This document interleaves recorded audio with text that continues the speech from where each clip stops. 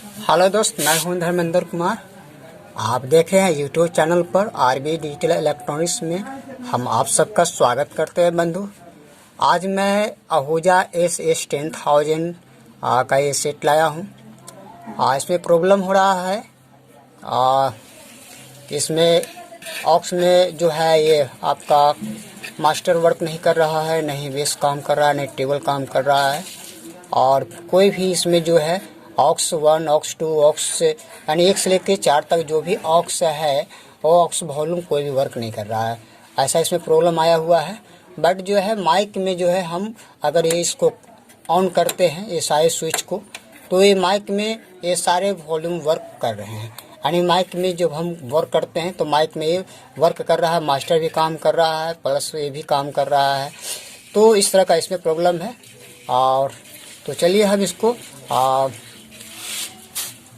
Set को हम खोल करके देखते हैं इसके अंदर प्रॉब्लम क्या हो रहा है। तो अब तक जो मेरे वीडियो को देख रहे हैं, जो भी मेरे चैनल को सब्सक्राइब नहीं किया तो मेरे चैनल को सब्सक्राइब कर दें और बेल आइकन को प्रेस कर दें, ताकि कोई भी मेरा नोटिफिकेशन आपका सीधा आपके पहले मोबाइल पर जाए।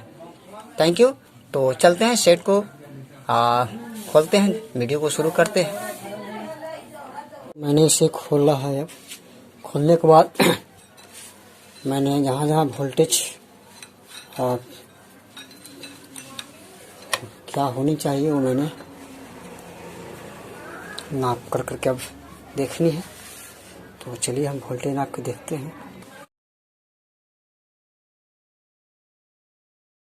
अब हमारा डीसी सप्लाई कितना है उसके चेक करने के लिए सबसे पहले कहीं पर भी इसको हम अर्थ में हम इसको सटाएंगे।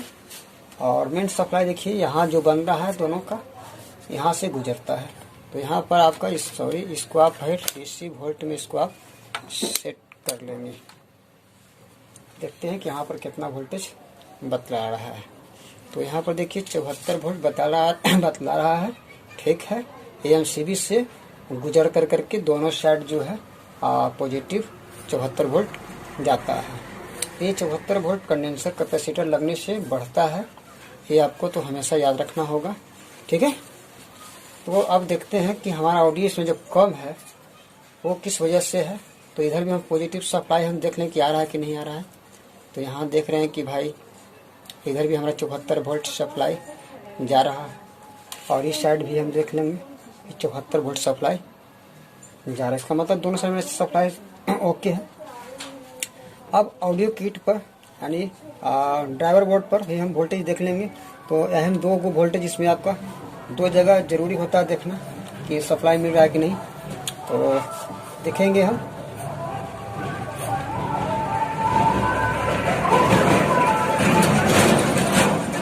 बाइसिंग वोल्ट है ना, जो प्रीसेट से हमारा कंट्रोल होता है वो हमारा यहाँ पर बन रहा है कि नहीं बन रहा। ये देखिए डायोड जो होता है, ये रेजिस्टेंस जो होता है, बड़ा वाला रेजिस्टेंस जो लगा हुआ है यहाँ पर जो है कि आपका ड्राइवर बोर्ड पर। तो उसको हम थोड़ा सा आपको दिखलाने की कोशिश करेंगे। कोई बात नहीं, हम बोल कर करके ही बदला देंगे। तो ड्राइवर बोर्ड पर आप देखिएगा ड्राइवर के बगल में 2 रेजिस्टेंस लगा हुआ रहता है, जिस पर जो है कि हमारा रेगुलेटर ट्रांजिस्टर से 78-18 से जो आउट होता है तो वो करंट यहाँ पर प्राप्त होता है। तो ये हमारा जो है एक साइड जो है आपको जो मिलना चाहिए वो हम चेक करेंगे। तो एक साइड 15 वोल्ट है ना, 18 वोल्ट मिल रहा है। अब इसके बाद जो है हम दूसरे तरफ यानी पहले छोर तरफ देखेंगे कि इसमें जो हमारा कितना बतला रहा है। तो यहाँ पर देखिए 1.24 यानी 1 वोल्ट से ज़्यादा। तो दूसरा पर भी हम देखेंगे इसी तरह से बराबर है कि नहीं है। तो दूसरा वाला पर भी लमसम ठीक ही है। तो इसमें जो है इतना चलेगा। कहने का मतलब है कि यहाँ पर आपका वोल्टेज ठीक है। यानी ये जो प्रीसेट पर जो सप्लाई कंट्रोल करके 15 वोल्ट जाता है उसके दोनों रेजिस्टेंस पर आपका वोल्टेज भी सही बतला रहा है। अब देखेंगे हम बेस पर वोल्टेज कितना है। तो बेस वाले पर हम वोल्टेज को चेक कर रहे हैं, बेस वाले पर कितना बतला रहा है। तो चलिए बेस पर भी 1 वोल्ट से कम मिल रहा है, पॉइंट है ना 0.58। इस साइड भी ठीक बतला रहा है और दूसरी तरफ भी देख लेते हैं।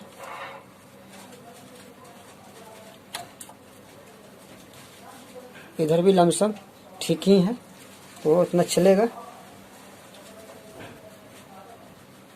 इतना चलेगा। तो लगभग करीब करीब जो है वोल्टेज हमारा ऑडियो ड्राइव बोर्ड पर लगभग सही बतला रहा है।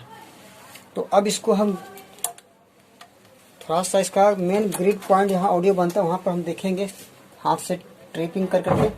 तो देखिए ये हमारा ऑडियो यहाँ पर तो बन रहा है, लेकिन जब ये प्रॉब्लम इसमें हम आपको कुछ ऐसा चीज़ दिखाना चाहते हैं। आप देखिए हमने ये पीछे ऑक्स में है ना, ऑक्स में हमने डाल रखा है।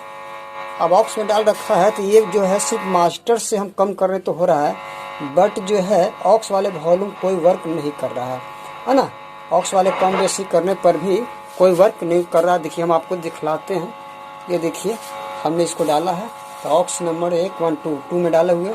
अब देखिए कोई वर्क नहीं कर रहा है ना।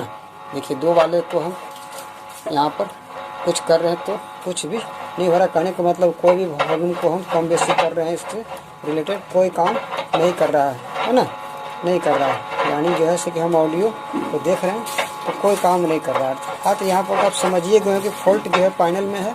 अब थोड़ा सा हम इसको हम माइक में कर करके हम वॉल्यूम को चेक करेंगे कि वर्क कर रहा है कि नहीं। अब देखिए यहाँ माइक में दिया है और माइक का वॉल्यूम यहाँ पर है। तो देखिए ये आपका देखिए कम कर रहा है। अब यहाँ से हम इसको कम कर रहे हैं, ठीक है। तो कहने का मतलब है कि माइक में वॉल्यूम काम कर रहा है लेकिन ऑक्स में काम नहीं कर रहा है। तो हम देखेंगे पैनल खोल के प्रॉब्लम इसमें क्या है, ठीक है। हमारा लेवल जो है तो कुछ इस तरह से जो है हमारा इसमें पार्ट्स होते हैं, जो मैं आपको दिखलाने की कोशिश करूँगा कि इस तरह से जो लगे होते हैं।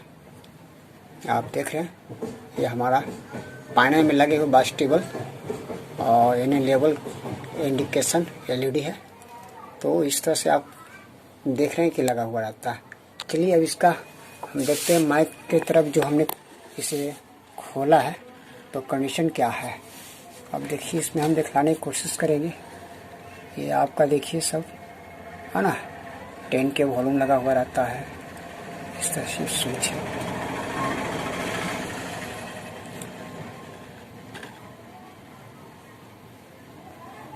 तो आप यहाँ पर तो आप देख ही लिए कि किस तरह से जो है ये बोर्ड लहरा हुआ है। कहने का मतलब है कि ये यहाँ पर बहुत ही गलत ढंग से यानी यहाँ पर ये जो है सर्किट जला हुआ है और शायद हमारा ख्याल है इसी की वजह से जो है इसका आवाज़ भागा हुआ था। शॉर्टिंग प्रॉब्लम आवाज़ में है, यानी आवाज़ में जो है जो ग्रिड होना चाहिए वो नहीं मिल पा रहा था। तो चलिए हम इसको हम ठीक कर करके आपको हम दिखलाते हैं। और बैक साइड में भी आपका देखिए कई जगह प्रिंट को लहरा दिया है, तो हम आपको बारीकी से दिखाने की कोशिश करेंगे। देखिए प्रिंट जो है आपका यहाँ भी देखिए आपका प्रिंट जो है ये प्रिंट जला दिया है। इसके आगे देखिए यहाँ भी प्रिंट जला है और इसी तरह से जो है यहाँ भी देखिए प्रिंट को जला दिया है। तो इस तरह से जो है काफ़ी इसमें जो है जगह शॉर्टिंग बतला प्रिंट शॉर्टिंग की वजह से लगता है सब जल गया है। तो हम इस तरह से जो है कि दोनों तरफ देखा कि पार्ट्स लहरे हुए हैं। अब इसको हमको चेक करना है तो हम बारीकी से चेक करेंगे। पहले प्रिंट को सब जगह सही करेंगे, रेजिस्टेंस जो जला है उसको लगाएंगे, उसके बाद हम फिर देखते हैं कि यार उसमें क्या होता है। तो ये वीडियो तो काफ़ी लंबा हो जाएगा, हम फिर बना कर करके आपको हम समझाएंगे। लेकिन मैंने जो इससे प्रॉब्लम था वो दिखला दिया, अब ठीक करके हम आपको दिखाएंगे। तो मैंने ये प्रॉब्लम सॉल्व किया और आप देख रहे हैं यहाँ पर रेजिस्टेंस जल गए थे है ना। तो यहाँ पर मैंने दूसरा रेजिस्टेंस लगाया है, 220 ओम का लगा हुआ था, लेकिन मेरे पास बैटरी की वजह से 330 ओम लगाया चलेगा, कोई दिक्कत नहीं है। और इसमें बाकी सारे रेजिस्टेंस वगैरह हैं, हम एक बार आपको हम दिखला देने की कोशिश करेंगे ताकि कभी इसके अलावा और भी कोई प्रॉब्लम अगर आपके साथ हो तो इस तरह से जो है हमने रेजिस्टेंस को लगाया। और हम थोड़ा सा फिर आपको हम रेजिस्टेंस और जो भी एक्स्ट्रा लगे हुए हैं हम उसे एक बार दिखाने की कोशिश करेंगे ताकि कभी भी आपको रिपेयर करने की ज़रूरत पड़े। इसमें वॉल्यूम्स जो लगे होते हैं और रेजिस्टेंस लगे होते हैं, हालांकि ये सब ऐसा होता नहीं है, लेकिन फिर भी इसे पता नहीं रेजिस्टेंस कैसे चल गया। इसे लगता है कि इसका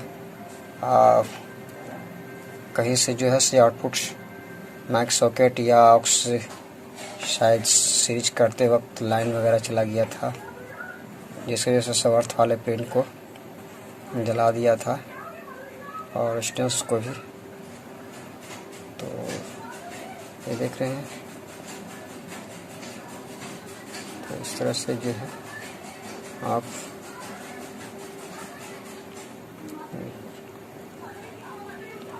ये आपका जो है कि यहाँ पर देखिए जला हुआ रेजिस्टेंस था जो काफ़ी यहाँ पर लड़ गया था, तो मैंने यहाँ पर चेंज किया है। फिर इसमें एक बार और रिपीट कर रहा हूँ। यहाँ का ये बास्टिवल सर्किट किट जो है यहाँ पर कुछ चीज लगे हुए हैं सामान वगैरह, है ना। तो एक बार यहाँ भी हम आपको दिखला देने की कोशिश करेंगे ताकि आप कभी मेरा वीडियो को जूम कर करके आप देख सकते हैं।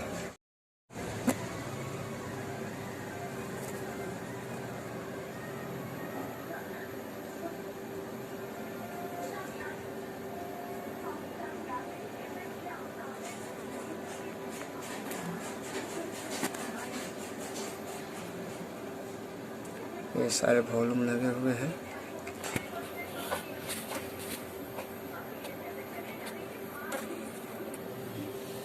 तो चलिए अब इसमें हमने लाइन को दिया है और देखते हैं कि इसका ऑडियो अब हमारा सही हुआ कि नहीं। तो देखिए मैंने जो है ऑक्स में मैंने पिन को डाला है ना। और देखिए हम इसको हम पकड़ कर देखिए ग्रिड को चेक किया, सही बतला रहा है। अब हम यहाँ पर वॉल्यूम मेरा काम नहीं कर रहा था कि वॉल्यूम से वर्क करता कि नहीं। अब देखिए हम वॉल्यूम भी हम वॉल्यूम से भी वर्क करके देख लेते हैं। देखिए माइक ऑक्स 1 में जो है हमारा वॉल्यूम वर्क कब करने लगा, देखिए, है ना। पहले हमारा वॉल्यूम भी वर्क नहीं कर रहा था और जिससे चलते सही नहीं बज रहा था, प्रॉब्लम था। तो ये सेट बिल्कुल अब ओके हो गया, अच्छा हो गया।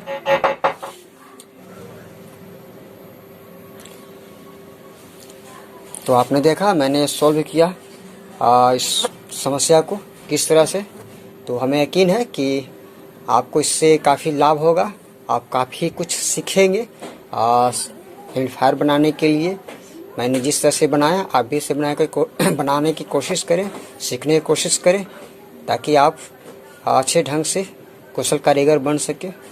तो अगले वीडियो में फिर मिलते हैं नए फॉल्ट के साथ। जब तक के लिए धर्मेंद्र कुमार का नमस्कार।